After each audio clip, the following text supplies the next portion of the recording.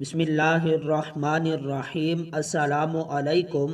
حضرت محمد صلی اللہ علیہ وسلم نے فرمایا، 5 ایسے گناہ جو رزق کو ختم کر دیتے ہیں، کیا ان میں سے کوئی ایک آپ کے گھر میں تو نہیں؟ جاننے کے لیے ویڈیو کو آخر تک ضرور دیکھیے گا۔ حضرت علی رضی اللہ تعالی عنہ کے پاس ایک شخص آیا، کہنے لگا، اے علی، وہ کون سے ایسے بدترین گناہ ہیں جو انسان کے رزق کو ختم کر دیتے ہیں، اور یہ گناہ دنیا و آخرت میں انسان کو اس طرح ذلیل کرتے ہیں کہ دنیا و آخرت میں انسان کا کوئی مددگار باقی نہیں رہتا؟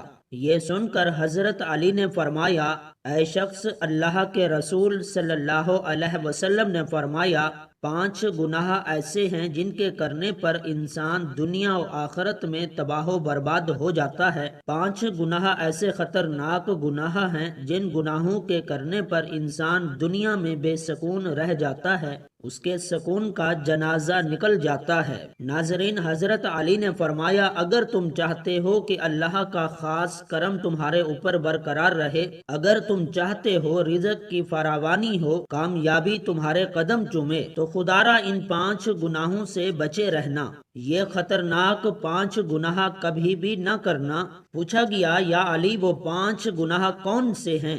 حضرت علی نے فرمایا، پہلا گناہ سود کھانا، سود کا کاروبار کرنا۔ سود خور انسان دنیا میں بھی ذلیل، آخرت میں بھی ذلیل، دنیا میں بھی تباہ و برباد، آخرت میں بھی تباہ و برباد۔ سود خور انسان کو کبھی بھی عزت نہیں ملتی، کبھی بھی سکون کی نیند نہیں سوتا۔ سود خور انسان جو دوسروں کو ٹینشنوں میں مبتلا رکھتا ہے، خود بھی ہر وقت، ہر گھڑی، ہر لمحے ٹینشنوں میں مبتلا رہتا ہے۔ طرح طرح کی پریشانیاں، بیماریاں اسے گھیر لیتی ہیں، طرح طرح کی مصیبتیں اسے گھیر لیتی ہیں۔ فرمایا، قیامت کے دن سود خور انسان ایسے اٹھیں گے کہ ان کے چہرے مسخ کر دیے جائیں گے۔ ایک دفعہ ایک سود خور انسان سیڑھی سے نیچے گرا، منہ کے بل زمین پر گرا، وہیں مر گیا۔ بیٹا کئی روز تک باپ کا غم مناتا رہا۔ ایک رات بیٹے نے باپ کو خواب میں دیکھا، دیکھ کر پوچھا، ابا تیرے ساتھ کیا معاملہ ہوا؟ سود خور ابا نے کہا، نہ پوچھئے بیٹے، سیڑھی سے نیچے گرا تھا، بجائے زمین پر آنے کے سیدھا جہنم میں چلا گیا۔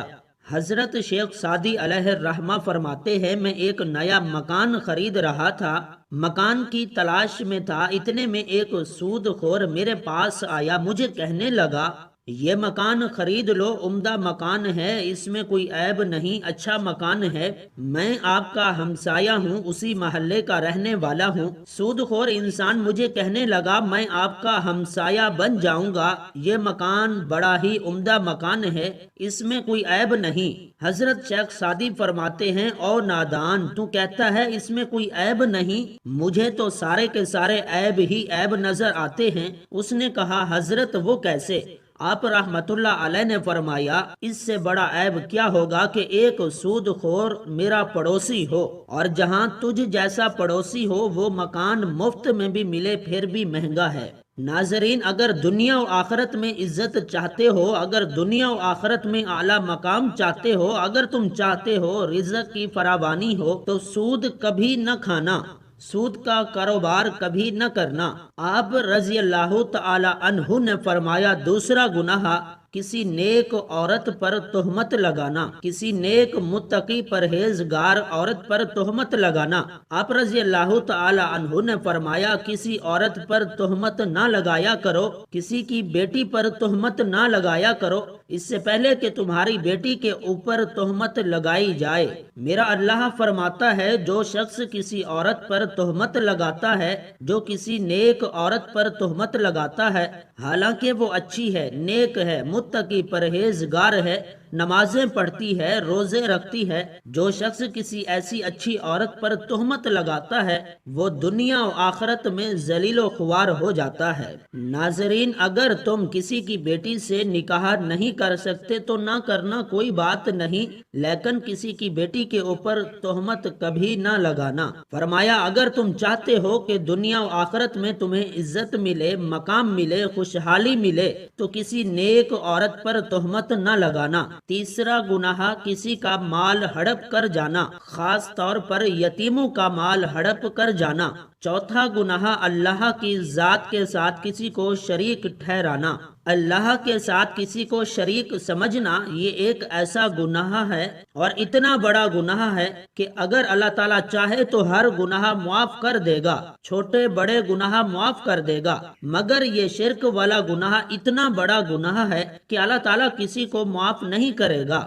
حضرت سیدنا علی نے فرمایا پانچواں گناہ خطرناک گناہ یہ ہے، ناظرین دل کے کانوں سے سنیے گا، پانچواں گناہ کسی کے اوپر جادو کرنا۔